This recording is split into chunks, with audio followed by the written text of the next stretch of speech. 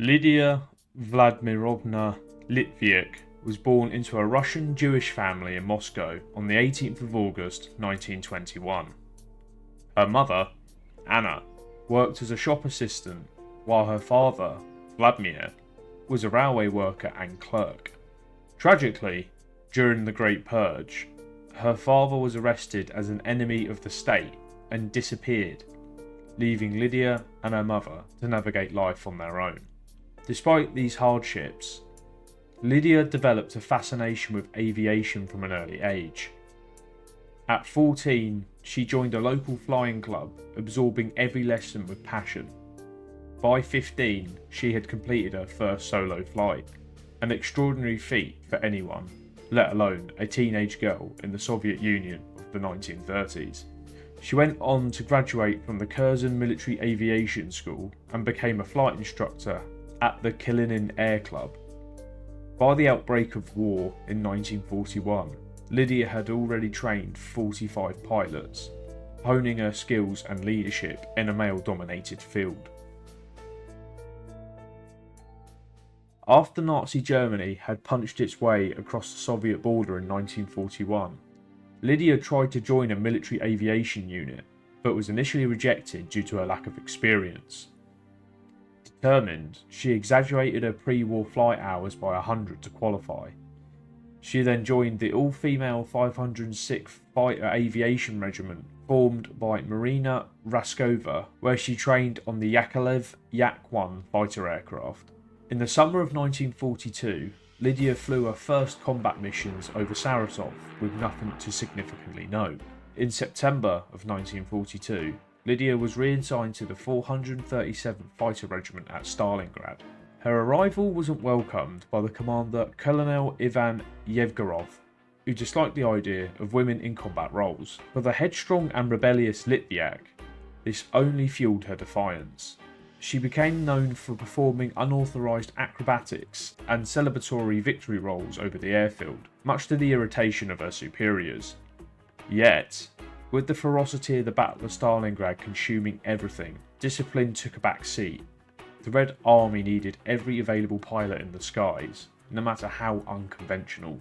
Lydia arrived at Verkhnya Akatoba airfield on the Volga with 3 other female pilots, only to find the base under attack by the Luftwaffe and empty. They quickly relocated to another airfield at Srednya Akatoba. On September 13th, 1942, just 3 days after joining the regiment, Lydia scored her first confirmed kills whilst on patrol over the Stalingrad salient, becoming the first woman fighter pilot to shoot down enemy aircraft. That day, she destroyed a Junkers Ju-88 and a Messerschmitt Bf-109 G2 Gustav. The latter was piloted by Luftwaffe ace Sergeant Erwin Mayer of JG-53, with 11 victories under his belt.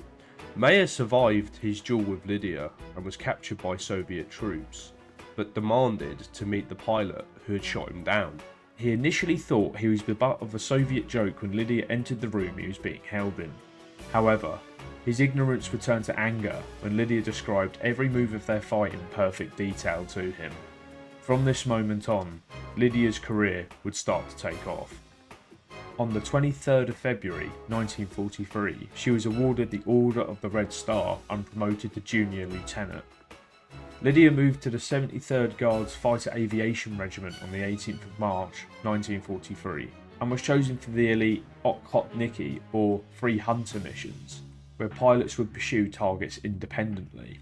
It was during this period she was wounded for the first time when, on the 22nd of March, after claiming a Ju-88, Lydia was attacked by Bf-109s, shooting one down before she had to force land back at her home base. She would make another forced landing on the 16th of July, and despite being wounded again, refused to take any leave. She also flew alongside Captain Alexei Solomatin, a top ace with 13 solo kills in his career, and reportedly her fiancé. Solomatin was killed on the 21st of May 1943 when his Yakolev Yak-1 crashed into the village of Pavlovka. This devastated Lydia. She wrote this to her mother after his death. "You see, he was not my type, but his insistence and his love for me convinced me to love him. And now, It seems I will never meet someone like him again. Yet, pushing through her emotions, she refused to leave combat, channeling her grief into flying even more dangerous missions. After the Battle of Stalingrad resulted in a Soviet victory in February of 1943, Lydia was moved to operations in the Donbass basin, awaiting the next big offensive. Just 12 days before the onset of the Donbass strategic offensive, Lydia was on her fourth sortie of the day when she engaged a flight of German bombers and German fighters.